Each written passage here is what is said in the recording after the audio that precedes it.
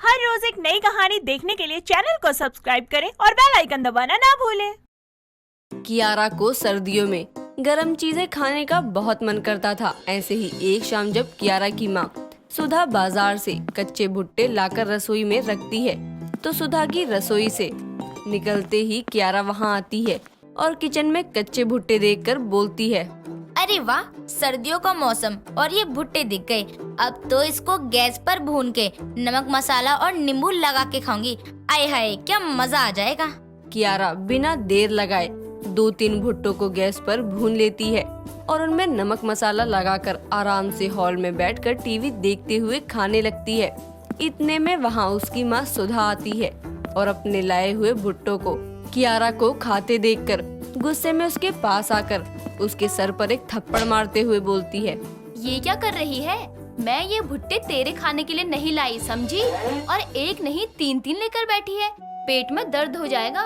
माँ यार, खाने दो ना। सर्दियों के मौसम में ऐसे भुट्टे तो सभी खाते हैं और मैं कौन सा रोज रोज खा रही हूँ। वो तो आज रसोई में नजर पड़ गई इन पर, तो मैंने भून के खा लिए। आज खा रही है, आगे से मत ले लियो। मैं इसके दाने निकालकर आटा पिसवाने के लिए लाई हूँ, समझी? चल अब मुझे भी दे। खुद को भी खाना था, इसलिए इतना ड्रामा किया। अरे ऐसे ही बोल देती आप। लीजिए। दोनों माँ बेटी आराम से बैठकर भुट्टा खाते हुए टीवी देखते हैं। ऐसे ही गुजरते दिनों के साथ सर्दियाँ बढ़ती ही जा रही थी और एक शाम कॉलेज से आते हुए कियारा को रास्ते में एक बूढ़ी औरत भुट्टे सेक कर बेचते हुए दिखती है। इतनी ठंड में उस बुढ़िया से 1-2 लोग के अलावा कोई भुट्टा नहीं खरीद रहा था, जिसके चलते कियारा उसके पास जाती है और बोलती है, अम्मा, आप इस उम्र में यूँ इतनी ठंड में खुले में भुट्टे क्यों बेच रही हैं? आपको इस उम्र में काम करने की क्या जरूरत है? बेटा, सबके जीवन में इन सर्दियों में आराम लिखा नहीं होता ना। और मेरे घर में मैं ही अकेली हूँ, तो मुझे अपने गुजारे के लिए काम तो करना ही पड़ेगा ना। क्यों अम्मा, आपके बच्चे नहीं हैं? बेटा, बच्चे तो हैं, लेकिन आजकल माँ बाप को कौन पूछता है। दोनों बेटे अपने अपने घर गृहस्थी में बिजी हैं। अम्मा, मैं आपकी ज्यादा मदद तो नहीं कर पाऊंगी, लेकिन ऐसा करिए, आप मुझे ये सारे भुट्टे दे दीजिए, मैं ये खरीद लेती हूँ। बेटा, ऐसे पैसे बर्बाद मत करो। तुमको जितने खाने हैं उतने ही ले लो। देखो, तुम मेरी मदद करना चाहती हो, अच्छी बात है, लेकिन ऐसे सारे भुट्टे खरीद कर मदद से ज्यादा सहानुभूति लगेगी। कियारा अम्मा की बात मानते हुए उनके एक भुट्टा खरीद लेती है और खाते हुए घर जाने लगती है। और अब कियारा रोज ही उस अम्मा से एक भुट्टा लेती और कॉलेज से घर जाते हुए खाती हुई जाती, जिसके कारण एक शाम उसके पेट में बहुत दर्द होने लगता है, जिस पर उसकी माँ सुधा बोलती है, ऐसा क्या खा लिया तूने जो पेट में दर्द है इतना? कुछ बाहर से खाया था क्या? माँ को बताया कि मैं रोज भुट्टा खाती हूँ, तो वो मुझे मना करेंगी और फिर मैं अम्मा की मदद नहीं कर पाऊंगी। माँ, वो मैंने ना कॉलेज में चाउमीन खा ली थी, इसलिए मेरे पेट में दर्द हो रहा है। कोई नहीं, दवाई खाकर ठीक हो जाएगा। और खा बाहर का। माँ बाप की बात तो सुननी नहीं होती है। जा मेरे कमरे से पेट दर्द की दवाई ले ले, थोड़ा आराम मिल जाएगा। कियारा अपनी माँ के कमरे से दवाई लेकर खा लेती है और कुछ देर में आराम करने से उसका पेट दर्द ठीक हो जाता है। अगले दिन वो कॉलेज से अकेले नहीं, अपने एक दोस्त पंकज के साथ आ रही होती है और रास्ते में उसी अम्मा को देखकर कियारा बोलती है, पंकज चलो ना, अम्मा से मुझे भुट्टे लेकर दो। मुझे सर्दियों में भुट्टा खाना बहुत पसंद है। अच्छा, लेकिन ये अम्मा कुछ अजीब नहीं है? अजीब क्या है? अरे यार, बूढ़ी अम्मा की मदद करने में तुम्हारा क्या जा रहा है? क्या अजीब है उनमें? सर्दियों से बचने के लिए उन्होंने खुद को अच्छे से ढका हुआ है। तुम दिला रहे हो या नहीं, या मैं खुद ले लूं? ठीक है बाबा, दिला रहा हूँ। तुम लड़कियां भी ना एक चीज के पीछे पड़ जाती हो, मतलब पड़ ही जाती हो। पंकज उस बूढ़ी अम्मा से 2 भुट्टे लेकर आ जाता है और एक कियारा को दे देता है और एक खुद खा लेता है। उस दिन दोनों आराम से बातें करते हुए और भुट्टा खाते हुए घर चले जाते हैं। लेकिन उस दिन के बाद से पंकज जब भी कियारा के साथ आता तो वो उस अम्मा से भुट्टा खरीदता और दोनों साथ जाते हुए उसको खाते हुए जाते। अब कियारा अपने साथ साथ पंकज और अपने कई दोस्तों को सर्दियों में भुट्टा खाने की आदत डाल देती है, लेकिन कियारा की तरह कोई भी रोज भुट्टा नहीं खाता था। ऐसे ही एक शाम पंकज के पेट में बहुत दर्द शुरू होता है और उसके पिता राघव जल्दी से उसे हॉस्पिटल ले जाते हैं, जहां डॉक्टर पंकज का चेकअप करके राघव को बताती है, देखिए राघव जी, पंकज के पेट में एक ऐसा पॉइजन मिला है जो धीरे धीरे इंसान की जान लेता है। लकीली पंकज के अंदर भी इतना पॉइजन नहीं गया जो उसे खतरा हो सके, लेकिन अभी वो बेहोश है। क्या पॉइजन? मेरे बच्चे को पॉइजन कौन दे सकता है? शायद किसी खाने में मिलाकर दिया जा रहा है जिसे ये कभी कभी खाता है, क्योंकि अगर रोज खा रहा होता तो अब तक इसके शरीर में कुछ हिस्से काम करना बंद कर देते और कुछ समय में ही ये मर सकता था। घर के खाने में ऐसा होना पॉसिबल नहीं है। इसका मतलब बाहर कहीं ऐसा हो रहा है, और अगर पंकज ने बाहर से कुछ खाया है तो जरूर और बच्चे भी खाते होंगे। मुझे पता लगाना पड़ेगा। डॉक्टर, पंकज कब तक होश में आएगा? जहर को बॉडी से निकालने के लिए जो दवाई हमने दी है उसके असर से ये 2-3 दिन तो सोएगा ही। ये सुनकर राघव पंकज को हॉस्पिटल छोड़कर उसके कॉलेज जाता है, जहां वो आसपास की सभी फास्ट फूड, जंक फूड की दुकानों से वहां का थोड़ा थोड़ा खाना पैक करवाता है और फिर उनको एक लैब में टेस्ट के लिए भेज देता है। अगले दिन उसकी रिपोर्ट आती है तो उन खानों में से किसी में भी पॉइजन नहीं होता। दूसरी ओर कियारा कॉलेज से घर जाते हुए वो भुट्टा जरूर खाती। एक दिन वो एक की जगह 2 भुट्टे लेती है और घर आकर अपनी माँ से बोलती है, माँ देखो, आज मैं आपके लिए भुट्टा लाई मसालेदार। अब ये मत बोलना कि क्यों लाई, उस दिन घर पर खाने के बाद आज खा रही हूँ। अच्छा ठीक है, ला दे। टीवी देखते हुए दोनों एक साथ में खाते हैं। वैसे सर्दियों में भुट्टा खाना सही रहता है। हाँ, इसलिए तो मैं रोज खाती हूँ माँ, लेकिन आप डांट लगाती हो रोज खाने पर, इसलिए आपको बताया नहीं। दोनों माँ बेटी भुट्टा खा ही रही होती हैं कि तभी अचानक कियारा को खांसी आती है और खांसते हुए उसके मुंह से खून निकलने लगता है। ये देखकर सुधा घबरा जाती है। इतने में कियारा बेहोश हो जाती है और सुधा रोते हुए उसे जगाने की कोशिश करती है। कियारा बेटा, क्या हुआ? कियारा उठना। सुधा जल्दी से एम्बुलेंस को कॉल करती है और कियारा को उसी हॉस्पिटल में ले जाया जाता है जहां पंकज था। डॉक्टर कियारा का इलाज शुरू करते हैं, जहां इलाज के बीच में डॉक्टर ऑपरेशन रूम से बाहर आकर सुधा से बोलती है, देखिए, ये सेम वही केस है जैसा 2 दिन पहले आया था। आपकी बेटी के शरीर में पॉइजन है, वो भी बहुत ज्यादा मात्रा में, और लगभग 1 महीने से वो ऐसा कुछ खा रही है जिसमें उसे ये पॉइजन मिला के दिया जा रहा है। क्या? जहर? मेरी बेटी के शरीर में जहर? आपको पता है वो क्या खा रही थी? डॉक्टर, वो तो कुछ नहीं खाती, बस आज भुट्टा लेकर आई थी बाहर से और उसको खाते हुए इसकी ये हालत हो गई। हम कोशिश कर सकते हैं उसे बचाने की, लेकिन कहा नहीं जा सकता कुछ भी अभी। बाकी आप वो भुट्टा घर लेकर आइए, उसकी जांच करनी होगी उसमें जहर है या नहीं। एक तरफ सुधा घर से भुट्टा लेकर हॉस्पिटल में टेस्ट के लिए दे देती है तो वहीं दूसरी तरफ पंकज को होश आता है और वो आंखें खोलकर अपने पिता राघव को अपने पास बैठा देखकर बोलता है, पापा, मैं यहाँ कैसे? क्या हुआ है मुझे? बेटा, तूने जहर खाया था, मैं तुझे सब बताता हूँ। राघव सब कुछ पंकज को बताता है, जिसके बाद वो ये भी बताता है कि उसकी ही दोस्त कियारा भी आज हॉस्पिटल में भर्ती हुई है, उसी पॉइजन के चलते, जिस पर पंकज अपने बिस्तर से उठकर कियारा के कमरे के बाहर जाता है जहां सुधा रो रही होती है। वो उसे संभालता है, लेकिन तभी भुट्टे की टेस्ट रिपोर्ट आ जाती है और ये साफ हो जाता है कि जहर उसी भुट्टे में था।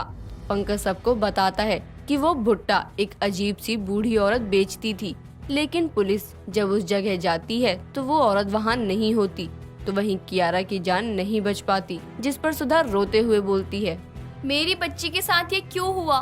वो भुट्टा तो मैंने भी खाया था, फिर मेरी बच्ची ही क्यों?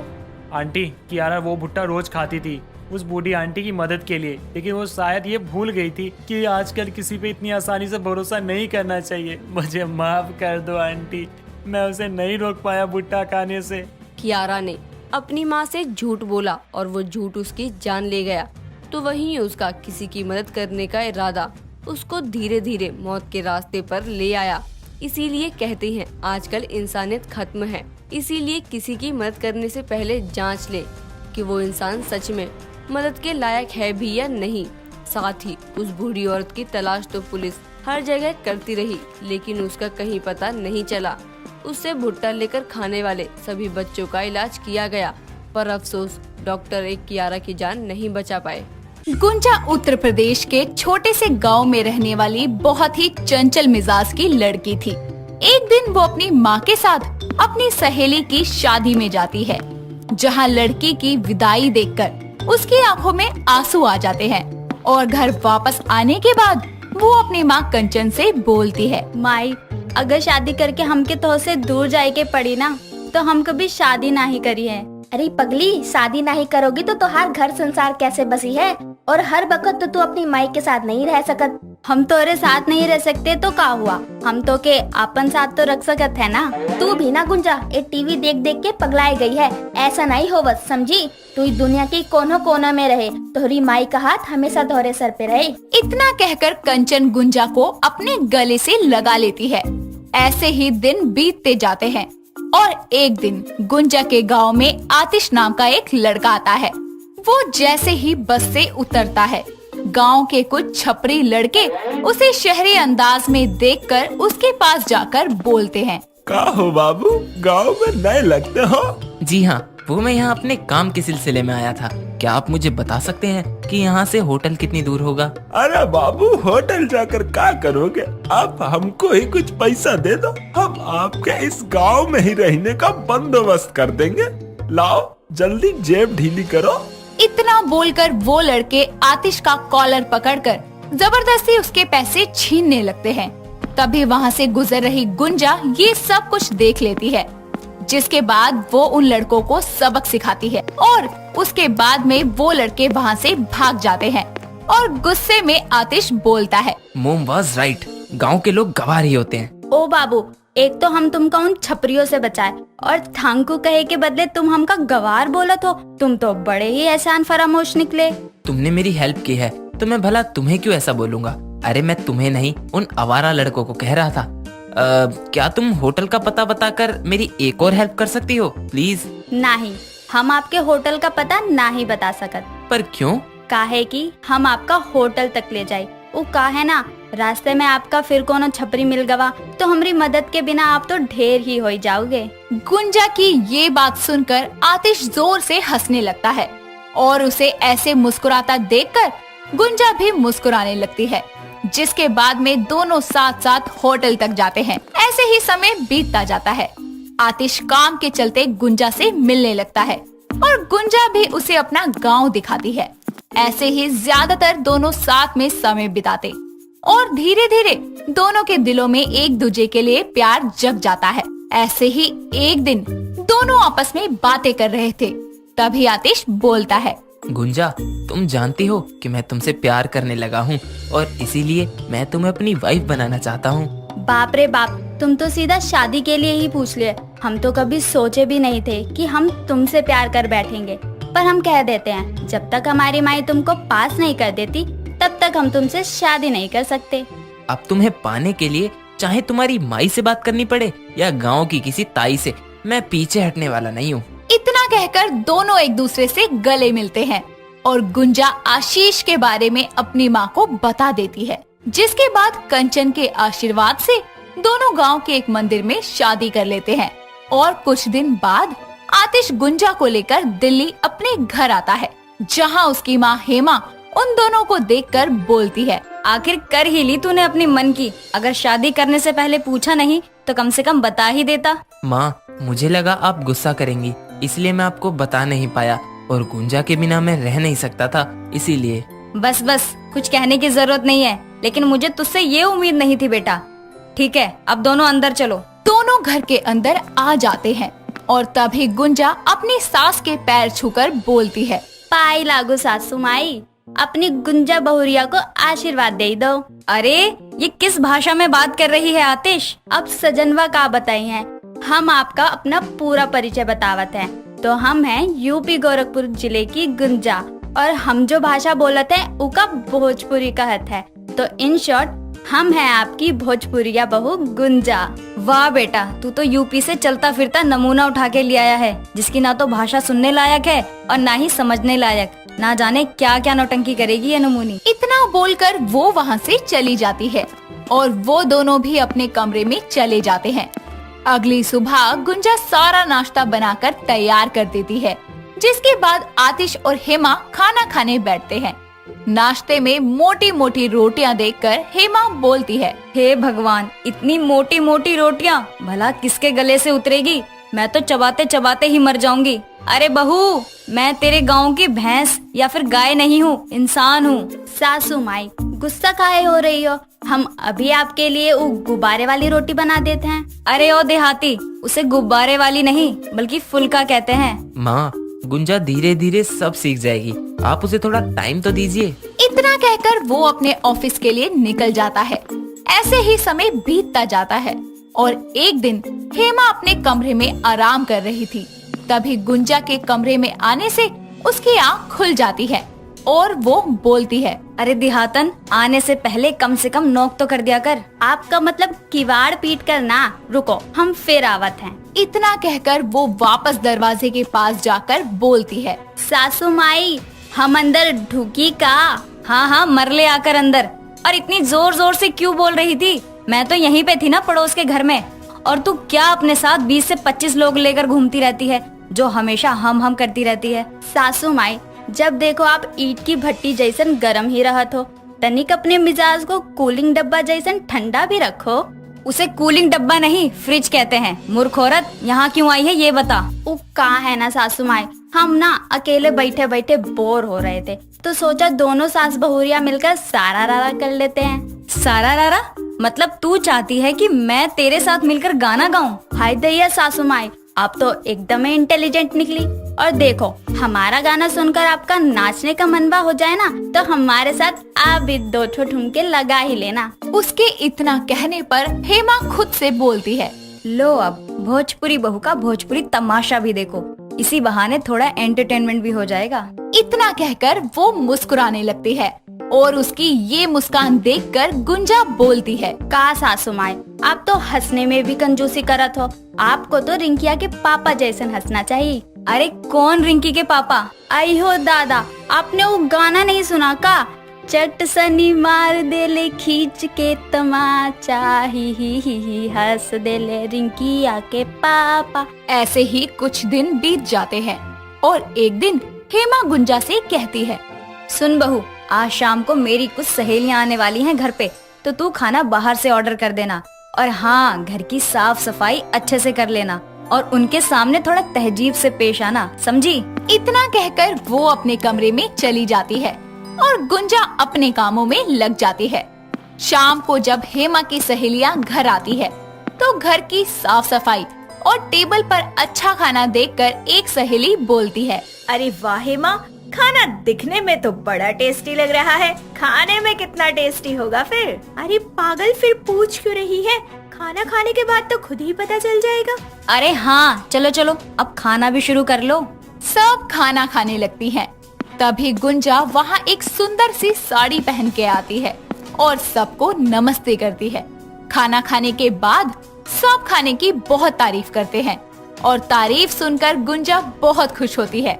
और वहीं हेमा खुद से बोलती है, खाना तो अच्छा ही होना था, अब बाहर के खाने में टेस्ट नहीं होगा तो क्या होगा? इतने में गुंजा उन्हें खाने के लिए लिट्टी चोखा देती है, जिसे खाकर एक सहेली बोलती है, अरे वाह हेमा, तेरी बहू के हाथों में तो बड़ा स्वाद है, कहाँ से लाई इतने गुणवान बहू? आप लोगों का बहुते बहुते धन्यवाद काकी, आप लोगन को हमारे हाथ का खाना अच्छा लगा, इसकी हमको बहुते खुशी है। अरे तेरी बहू तो भोजपुरी बोलती है, फिर तो इसे वो लॉलीपॉप वाला गाना भी आता होगा, इसे बोलना, एक बार गाकर बताएगी। अरे काकी, नेकी और पूछ पूछ, ये गाना तो हमारे गांव के छोट छोट बच्चा को भी आवता है। लो अभी सुनाते हैं। लगावेलू जब लिपस्टिक, हिले लारा डिस्टिक, जीला टॉप लागेलू, कमरिया तोहरे लापालाप, लॉलीपॉप लागेलू। उसके गाना गाते ही सब झूमने लगते हैं, यहाँ तक कि हेमा भी। कुछ देर में हेमा की सहेलियां चली जाती है, साथ ही आतिश भी घर वापस आता है, जिसके बाद वो गुंजा और हेमा को एक साथ हंसता देखकर बोलता है, क्या बात है, आज सास बहू मिलकर ठहाके लगा रही हैं। ये सब मेरी भोजपुरिया बहू का कमाल है, जिसने मुझे अपने रंग में रंग दिया। क्यों बहुरिया? एकदम सासू माई। दोस्तों अगर आपको ये कहानी पसंद आई तो इसे लाइक करें, शेयर करें और कमेंट करके बताएं कि कहानी में आपको सबसे अच्छा क्या लगा।